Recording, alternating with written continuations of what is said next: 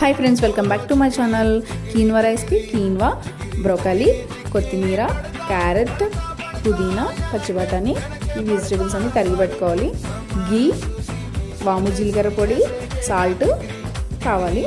ఈ 2 స్పూన్స్ వేసి అందులో వెజిటేబుల్స్ బాగా ఫ్రై చేసేసుకొని అందులోనే కీన్వా 1 అవర్ నానబెట్టింది వేసేసుకొని మొత్తం బాగా మిక్స్ చేసేసి తగినంత వాటర్ వేసుకొని సాల్ట్, వాము పౌడర్ కూడా వేసేసి తగినంత వాటర్ వేసేసి 3 విజిల్స్ వచ్చే వరకు ఉంచాలన్నమాట. 3 విజిల్స్ అయిపోయాక తీసేసి మెత్తగా స్మాష్ చేసేసుకోవాలి. నేనైతే బాగా మెత్తగా పెడతాను మా అబ్బాయికి.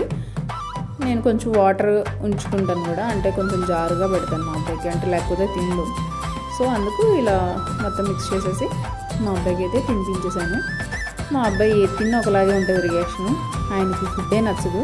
సో సైలెంట్గా అయితే తిన్నాడు. Thanks for watching friends. Bye.